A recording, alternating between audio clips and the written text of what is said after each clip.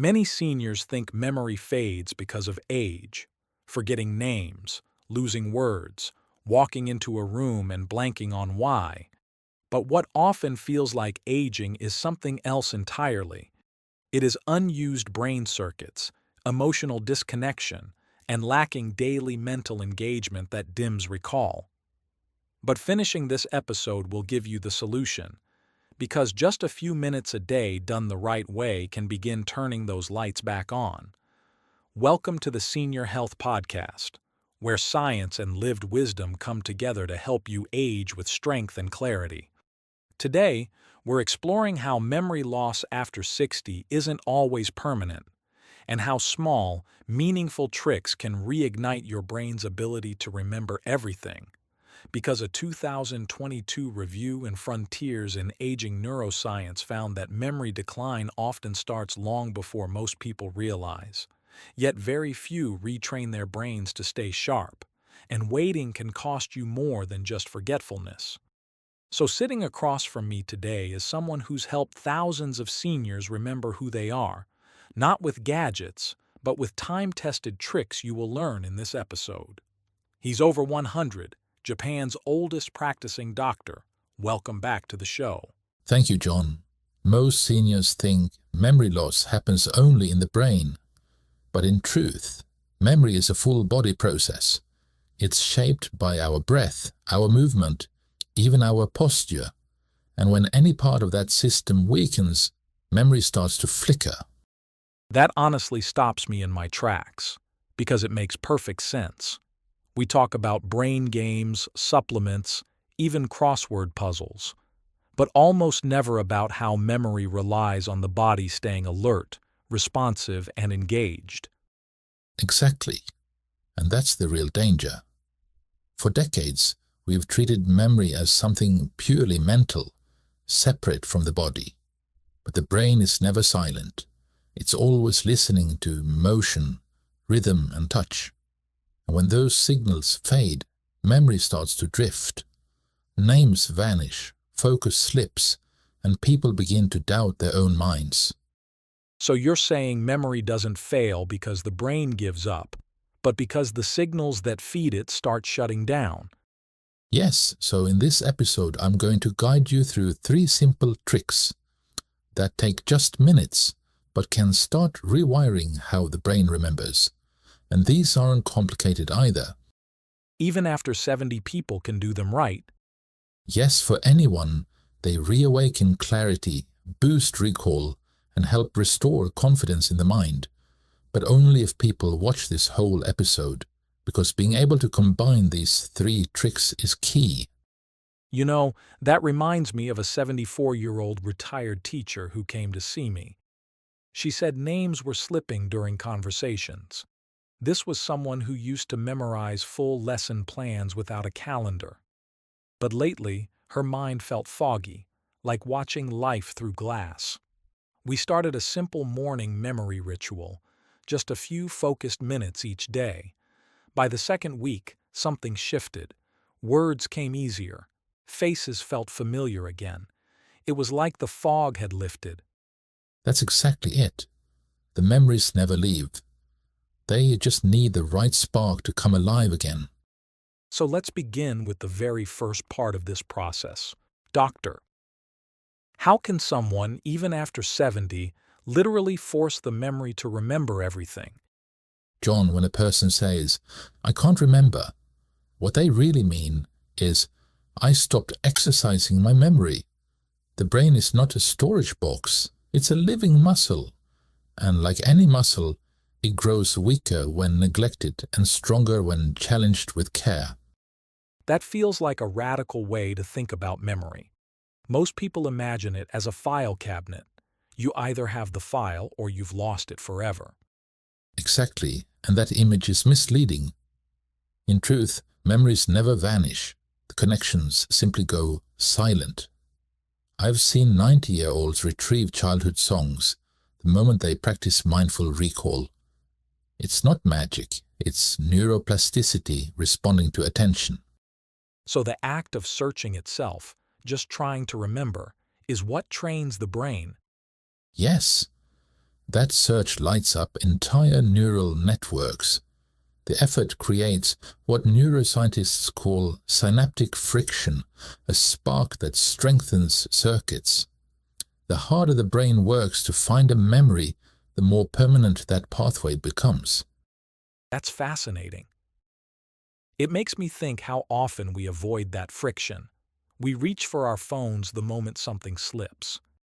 That habit is precisely the problem. Each time we outsource recall to technology, the hippocampus loses its daily workout. Studies from the National Institute on Aging show that active recall, even for a few minutes a day, improves both working memory and mood in adults over 65. It sounds like what you're describing is a kind of mental fitness routine, not just for remembering facts, but for feeling sharper overall. Yes, and it begins gently. Start with recalling a familiar scene, a friend's laugh, the smell of breakfast, a song from youth. When done consistently, these moments rebuild the brain's internal map. The mind begins to trust itself again. Trust. What a powerful word. Because when people forget, it's not just the memory that slips, it's their confidence too. True, I've seen patients withdraw from conversations out of fear they'll forget mid-sentence. That emotional retreat speeds the decline.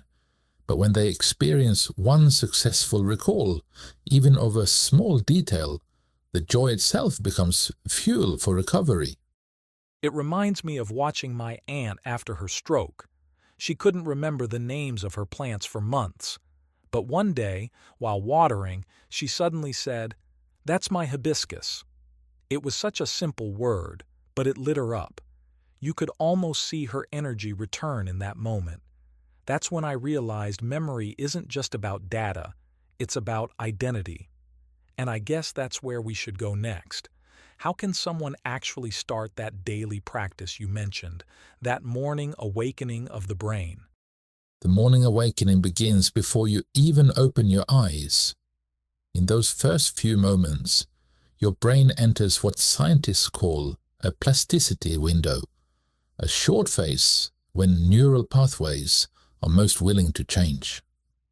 During this time, your thoughts carve deeper grooves into memory circuits, and that's why what you do first thing in the morning matters more than what you do all day.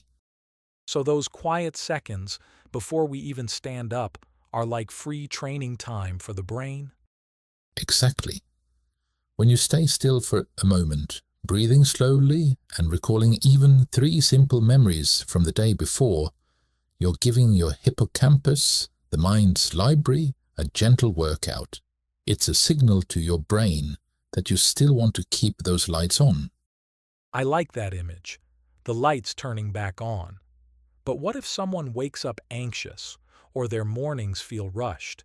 Does that window close too fast? Not at all. Even a minute counts.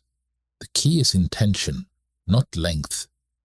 If you can focus for 30 seconds before touching your phone, you're already reclaiming that window from distraction. That's doable for anyone. And what about those who say, "My mornings are foggy, I can't think clearly until I have coffee"? That fog is often dehydration.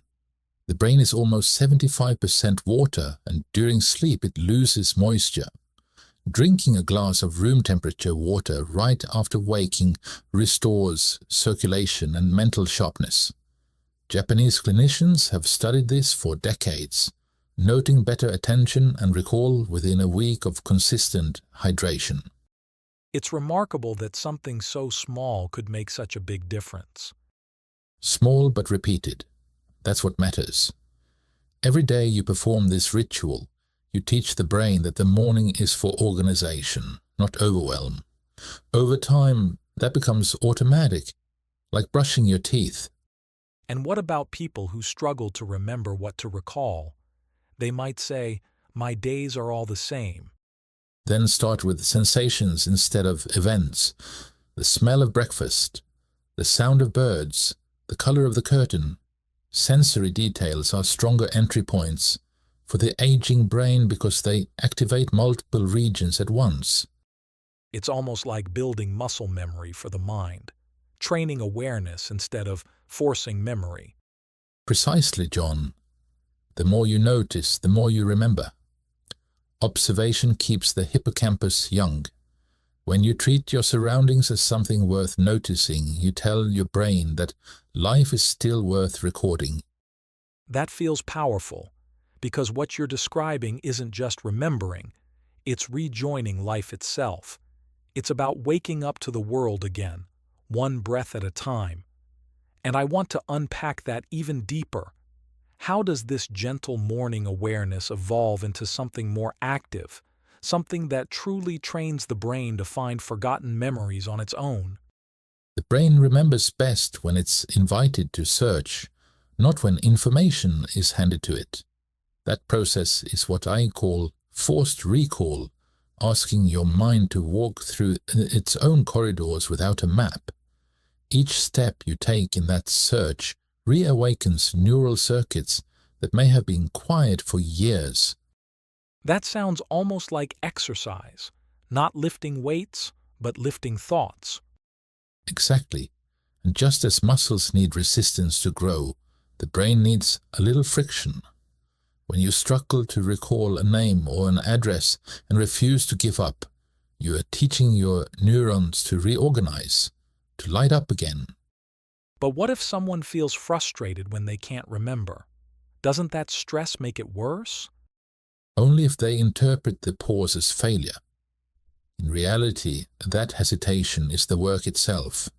It's the brain rebuilding its pathways.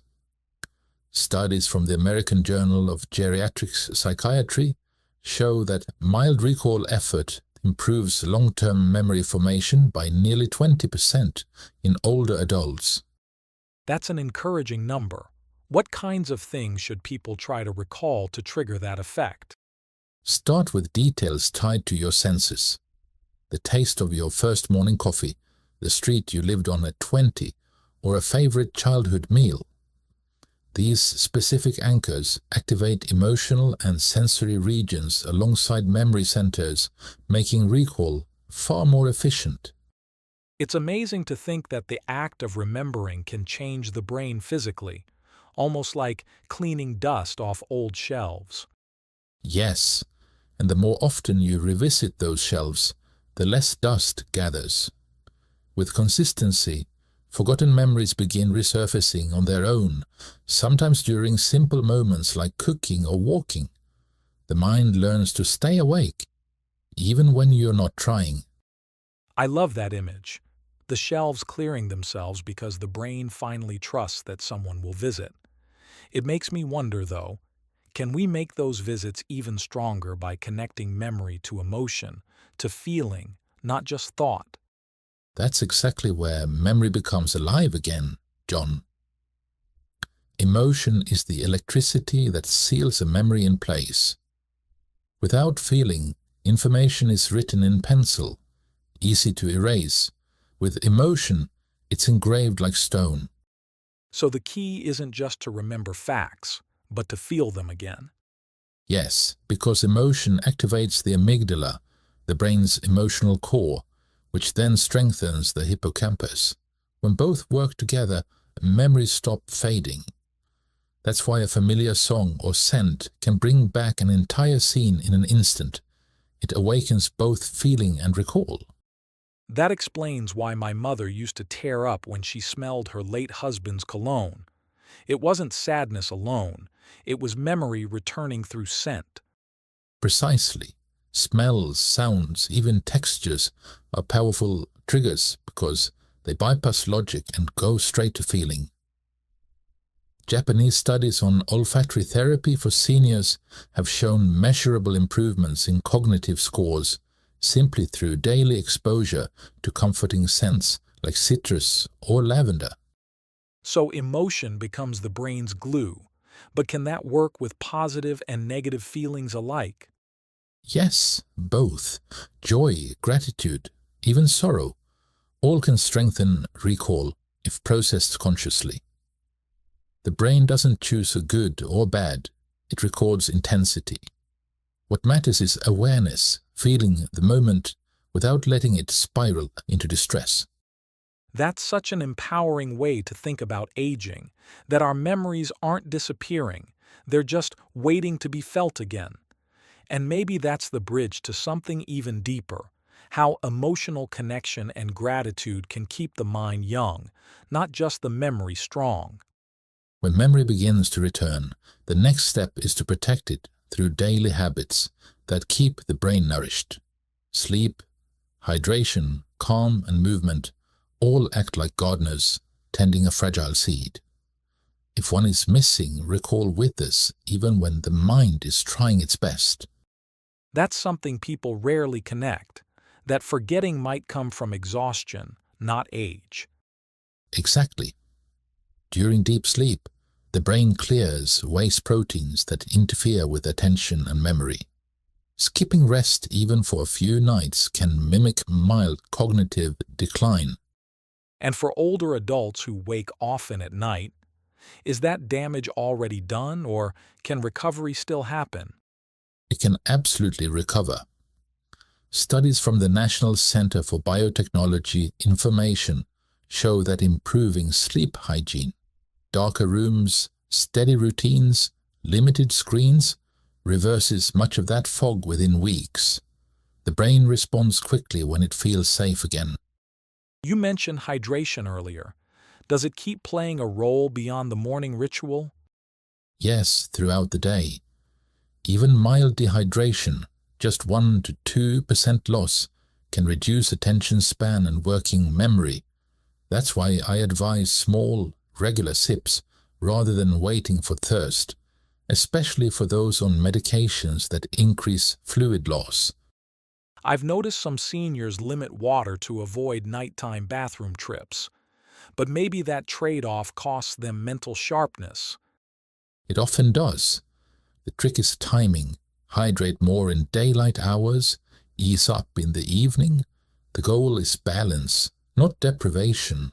The brain thrives in stability, not extremes. That balance applies to the mind too, doesn't it?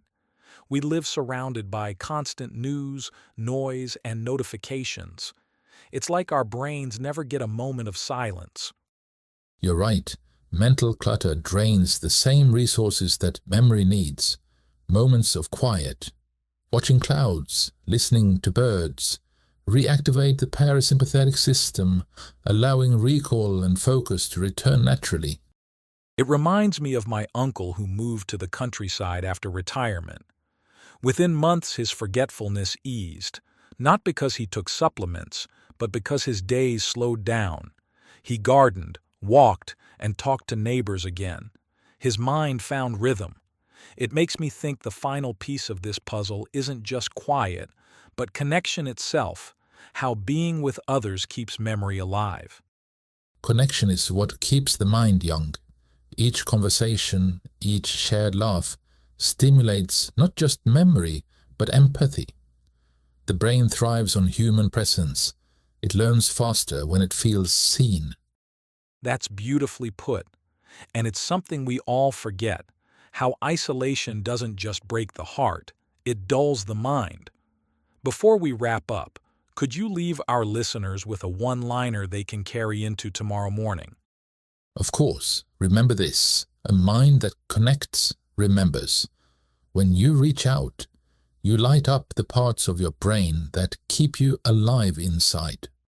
That's something worth writing down. And to everyone listening, if you found this episode meaningful, give it a thumbs up and leave a comment letting us know you finished it. We love seeing who stays till the end. It tells us who cares. Take care and see you in the next episode.